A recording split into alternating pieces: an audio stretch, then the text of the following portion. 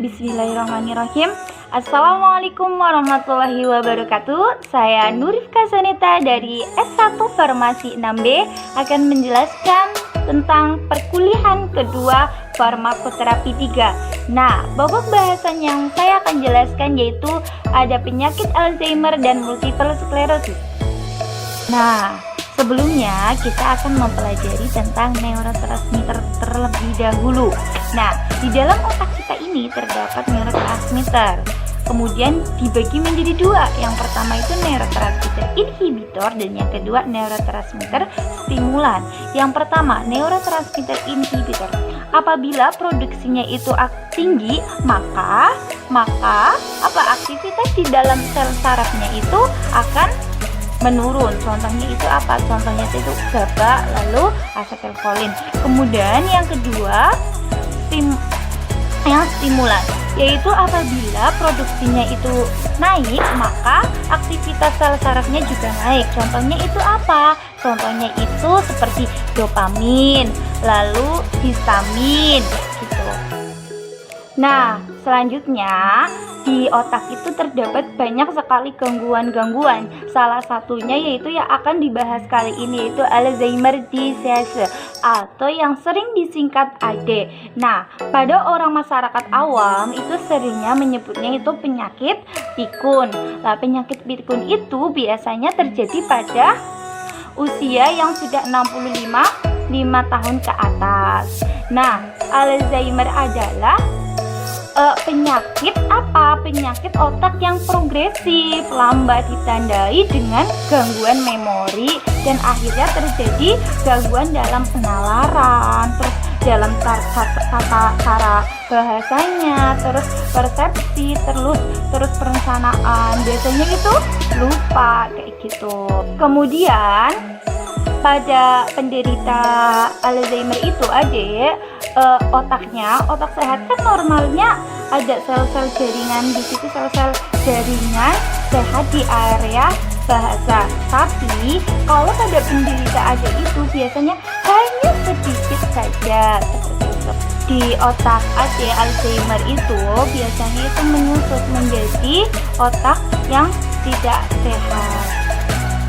Nah, kemudian statistik Alzheimer itu di Indonesia itu hanya beberapa persen yang mengalami seperti itu, dan biasanya itu pada orang-orang yang sudah 65 tahun ke atas. Nah, kemudian di sini saya akan menjelaskan tentang tingkatan Alzheimer atau kepikunan itu. Yang pertama itu yang tahap awal ringan, biasanya itu 2 sampai 4 tahun. Kemudian yang sedang itu rada lama jangkanya yaitu 2 sampai 10. Kemudian yang ketiga itu tahapannya yaitu yang paling berat itu berarti antara kisaran 1 sampai 3 tahun. Nah, di sini juga ada diagnosis Alzheimer. Diagnosis Alzheimer yang pertama itu riwayat pasien, yang kedua itu pencitraan medis, yang keempat itu, yang ketiga itu tes neuropsikologi. Kemudian ada juga penyebab Alzheimer AD itu. Yang pertama tentunya dari faktor genetik atau faktor keturunan. Kemudian Kemudian yang kedua itu ada penurunan sintesis dari neurotransmitter asetilkolin. Kemudian yang ketiga adanya penumpukan di dalam otak itu protein. Penumpukan itu bisa terjadi dua jenis, yaitu antara thymus dan plaque. Kemudian neuropatologinya, patologi dari Alzheimer itu pertama karena di situ kehilangan neuron dan sinapsis di korteks cerebral. Kemudian lalu kehilangan ini menyebabkan atrofil kasar. Nah, kemudian APP atau yang sering disebut amyloid precursor protein itu disebabkan oleh akumulasi protein A beta yang terlibat secara tidak normal di otak. Nah, di situ ada terapi juga. Terapi apa? Terapi Alzheimer itu biasanya itu dilakukan dengan terapi yang dari yang ringan sampai yang sedang. Biasanya itu dengan apa? Cholinesterase inhibitor. Itu berfungsi sebagai sebagai meningkatkan asetilkolan di dalam tubuh, di dalam otak kita. Agar apa?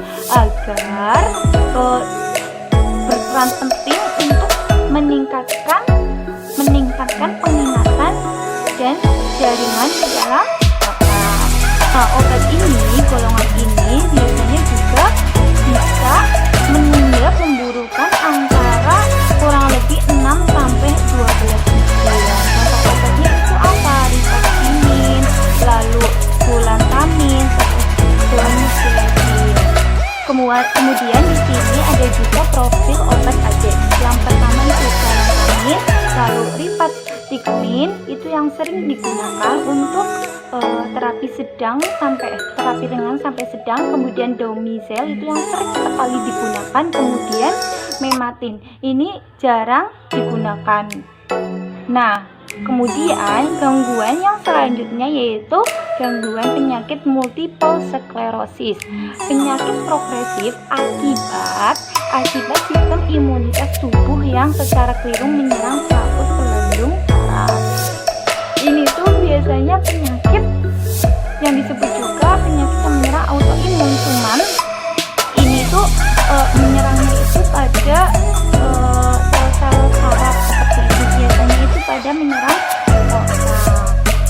Nah, yang kemudian itu gejala multiple sklerosis ini, gejala-gejalanya itu banyak dan juga penyakit ini sering disebut sebagai penyakit 1000 wajah. Karena apa? Gejalanya banyak sekali, seperti salah satunya lemas, sakit kapus, nyeri di seluruh tubuh. Ini karena apa disebabkan? Karena kerusakan di sel sarafnya.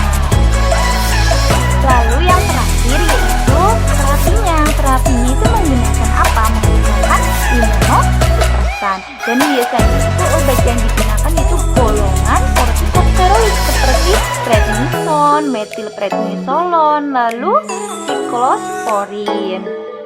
Sekian dari saya, semoga bisa bermanfaat, dan apabila ada kesalahan dalam penyampaian materi, saya mohon maaf yang sebesar-besarnya.